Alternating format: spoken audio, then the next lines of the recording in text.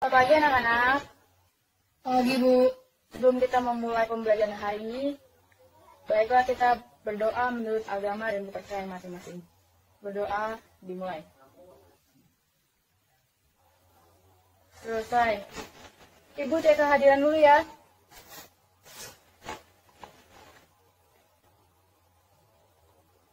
Gak ada si Hotang? Iya, hadir Bu. Oke, Ibu akan mereview terlebih dahulu materi yang telah dipelajari sebelumnya mengenai ukuran pemusatan data. Ada yang masih ingat? Saya, Bu. Atau rata-rata, yaitu jumlah data dibagi banyak. Yang kedua, modus. Yang ketiga, median, nilai tengah. Ah, benar Bagas. Jadi pada hari ini kita akan belajar mengenai ukuran penyebaran data dan diharapkan siswa mampu menentukan jangkauan kuartil, jangkauan interkuartil, dan simpangan kuartil. Oke, baiklah kita mulai pelajaran hari ini. Yang pertama, jangkauan. Jangkauan adalah selisih antara nilai tertinggi dan nilai terendah. Dengan kata lain, jangkauan sama dengan X max dikurang X min. Coba kalian perhatikan bola-bola dengan data beratnya masing-masing. Ada bola basket, voli, pingpong, kasti, sepak bola, dan takraw. Ada yang bisa menentukan nilai jangkauannya? Saya, Bu. Jangkauan kan nilai tertinggi dikurang nilai terendah. Berarti paling tinggi sama dengan 600 basket. Paling rendah sama dengan 2,7 pingpong. Jadi 600 kurang 2,7 sama dengan 597,3. Yang kedua, kuartil. Kuartil adalah pembagian data menjadi 4 bagian yang sama besar datanya. 4 bagian yang sama besar datanya tersebut akan terdiri dari kuartil bawah, kuartil tengah, dan kuartil atas. Jadi, rumus Q1 sama dengan N tambah 1 per 4, rumus Q2 sama dengan 2 kali N tambah 1 per 4, dan Q3, 3 kali N tambah 1 per 4. Kembali gambar di samping, tentukanlah kuartil atas, kuartil bawah, dan kuartil tengah. Saya, Bu. Langkah pertama kan cari Q2 atau nilai tengah. Berarti nilai tengah dari data tersebut adalah 160 ditambah 260 dibagi 2 sama dengan 210. Lalu Q1 sama dengan 78 dan Q3 sama dengan 410. Ketiga, ada jangkauan interkuartil, yaitu selisih antara kuartil atas dan kuartil bawah. Dengan kata lain, jangkauan interkuartil adalah Q3 dikurangin Q1. Jangkauan interkuartil kan sama dengan Q3 dikurang Q1. Berarti sama dengan 410 dikurang 78. Sama dengan 332. Yang keempat, ada simpangan kuartil, yaitu setengah dari jangkauan interkuartil. Simpangan kuartil sama dengan setengah kali jangkauan interkuartil, berarti sama dengan setengah dikali 332 sama dengan 166. Apakah ada pertanyaan? Belum ada, Bu.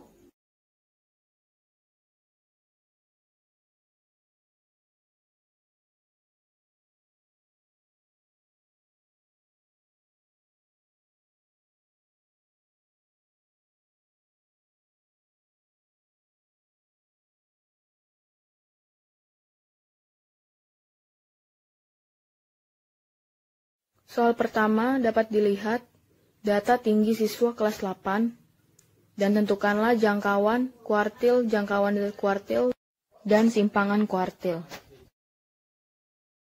Soal kedua, perhatikan tabel yang memiliki nilai dan frekuensi. Tentukanlah jangkauan kuartil, jangkauan interkuartil, dan simpangan kuartil pada data berkelompok. Soal ketiga, diberikan data harga baju di pasaran. Tentukanlah kuartil dan jangkauan interkuartil. Soal keempat, perhatikan tabel yang memiliki interval dan frekuensi. Tentukanlah jangkauan, kuartil, jangkauan interkuartil, dan simpangan kuartil.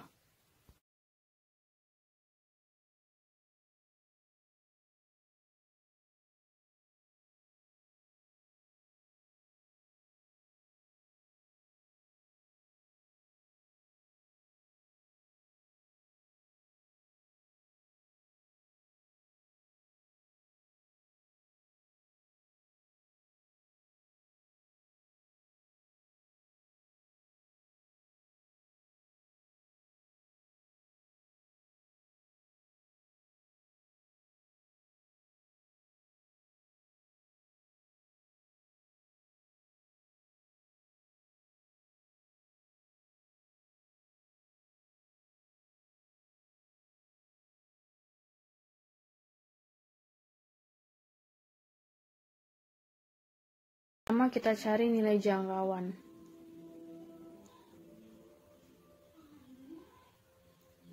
Seperti yang kita ketahui bahwa jangkauan adalah X max dikurang X min. X max kita lihat di data frekuensi ialah yang paling besar 16 dan X min yang paling kecil ialah 5.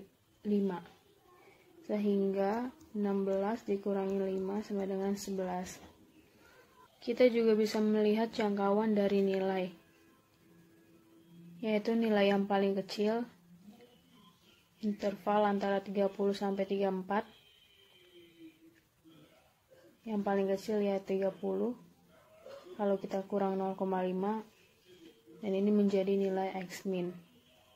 Yang terbesar ada di antara interval 55 sampai 59, dan yang terbesar adalah 59 ditambah 0,5, sehingga 59,5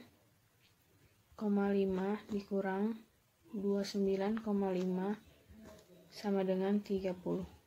Kita akan menghitung kuartil atas, kuartil bawah, dan kuartil tengah. Yang pertama kita hitung dulu jumlah dari frekuensi ini. 6 tambah 10 tambah 16 tambah 7 tambah 6 tambah 50.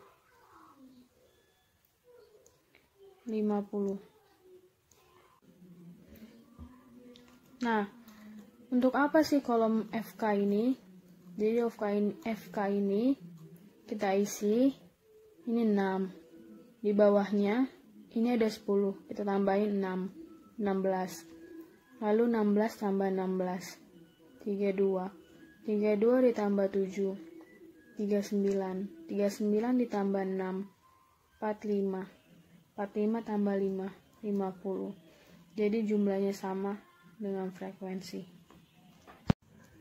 Jadi untuk mencari Q1, Q2, dan Q3, kalian harus mempunyai kolom FK kurang dari. Untuk data tunggal, rumusnya N tambah 1 per 4, 2 kali N tambah 1 per 4, dan 3 kali N tambah 1 per 4. Untuk data berkelompok, Q1 sama dengan tepi bawah ditambah 1/4 N min FK per FI kali C. Q2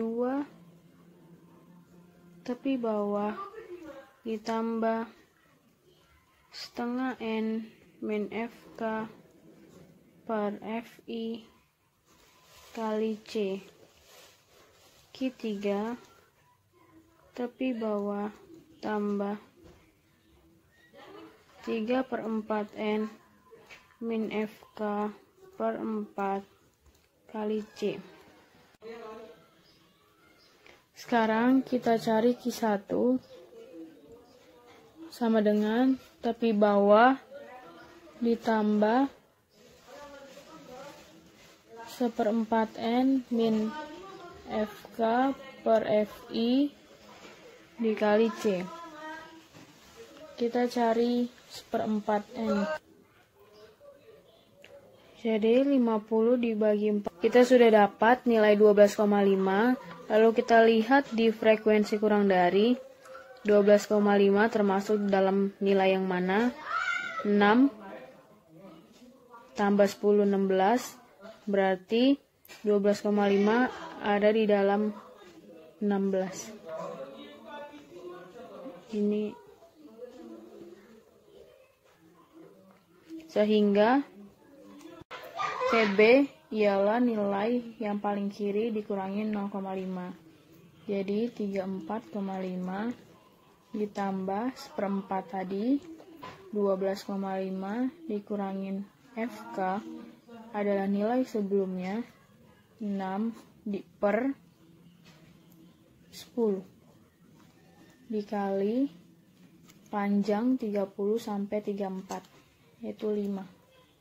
Jadi 34,5 ditambah 6,5 per 10 dikali 5. Ini bisa dicoret 2. 34,5 ditambah 3,25 sama dengan 37,75. Kita hitung Q2.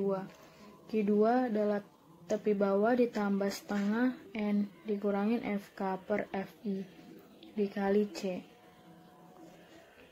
Berarti setengah N ialah setengah dikali 50 yaitu 25. Dan 25 coba diperhatikan di FK, maka ada di 32. Dan tepi bawahnya akan ada di sini. Langsung saja, tepi bawahnya 40 dikurangin 0,5, 39,5 ditambah 25 dikurangin 16 per 16 dikali 5. 39,5 ditambah 9 per 16 kali 5 sama dengan 39,5 ditambah 2,81 sama dengan 42,31.